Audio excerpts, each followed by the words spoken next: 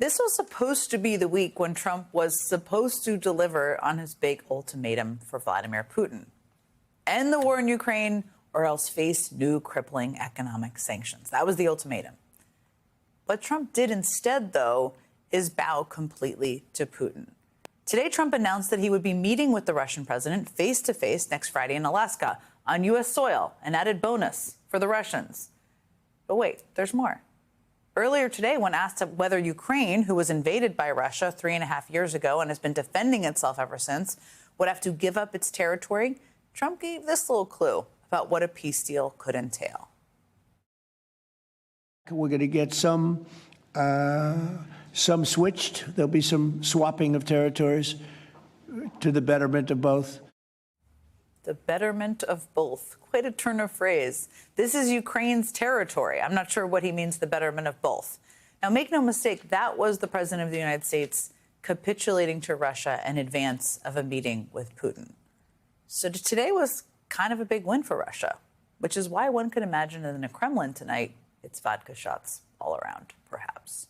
Joining me now is former U.S. ambassador to Russia under President Obama, Michael McFaul, who I should add speaks regularly with Ukraine's President Zelensky and knows a whole lot about these issues, as you all know.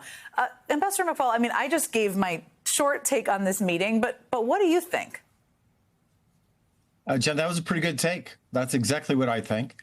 This is an extraordinary gift to Putin, just like you said. As you remember, when we worked together at the White House, anytime a foreign leader meets with the president of the United States, that's a gift. That it is Vladimir Putin that can't travel to a lot of countries because he's a criminal, and that he gets to come to the United States of America and stand next to the president of the United States is a gift. He's already received everything he needs. The question, therefore, for President Trump and his team, what are we getting in return for America's national interests, for Europe's interests, and for Ukraine's interests? And so far, the details on that are very murky. The clip you just played about swaps, you're absolutely right. He's talking about swapping Ukrainian land for Ukrainian land. He's not talking about Russian land being swapped.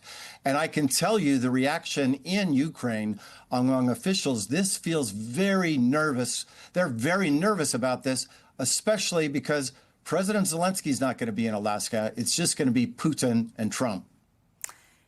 I mean, I think that is for Trump being played, that is part of it. But what happens next week at this meeting and where does it go, to your point? I mean, Putin told the Trump administration this week that Russia would agree to a ceasefire of Ukraine if Ukraine handed over eastern Ukraine, which it would be an absurd thing for them to do.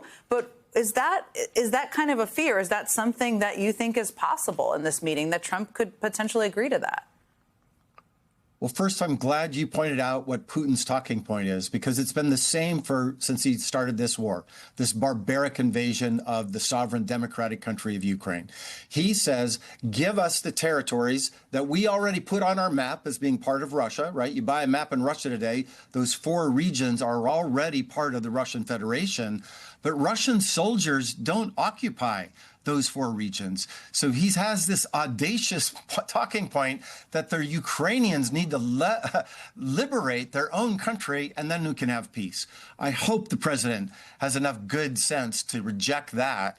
And I hope there may be some small steps, maybe some kind of temporary ceasefire, that at least there would be something tangible out of this meeting, because otherwise it's a gift for Putin, and we, the American people, and the Ukrainian people get nothing in return. Let's talk about the Ukrainians, which are obviously a hugely important factor here. They are the factor, and you speak with them regularly. Zelensky seems to be in a very tough spot here. You can tell me. I mean, he has the president of the United States having this meeting with the Russians. He's barred, as I understand it, in his constitution from ceding any territory in Ukraine. Not that I'm suggesting he should. What is kind of his best outcome of this meeting next Friday? Well, that the extreme positions that Putin has laid out are not, Trump doesn't come out and say, oh, I think these are great ideas. And I worry about that because, I've been in meetings with President Putin. He's extremely well versed in all these issues. This is, his main issue of his presidency right now. President Trump is not. So I hope that there'll be staff. I hope they won't do much one-on-one time. They did that in Helsinki. We know in 2018 that did not end well for American national interests. But Zelensky is jammed because his people are tired. They don't want this war to go on. They don't want to give up territory. And he knows that eventually there'll probably have to be some kind of agreements, you can imagine something along these lines. They'll never recognize these territories as being part of Russia, but they might agree to pursue unification only through peaceful means. And that could be a kind of trade space.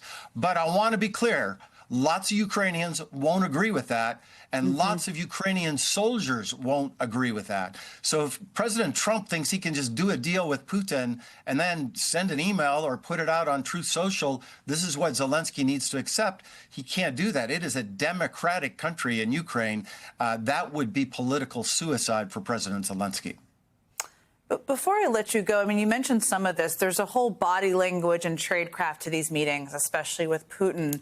What are you going to be watching for? You mentioned if they are meeting one-on-one, if that's a lengthy one-on-one. What are the other things that will be flags for you, I guess, as we look at this, watch this meeting next Friday?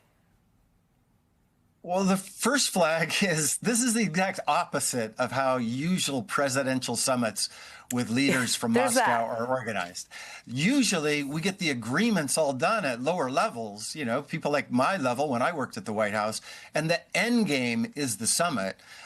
President Trump's turning that around, so that already makes me nervous. Second, I do not want any one-on-one time. He needs to be there with the Secretary of State, also the National Security Advisor, because he just does not know all the facts. And the worst thing that would happen is that Putin says, oh, this is what we should do.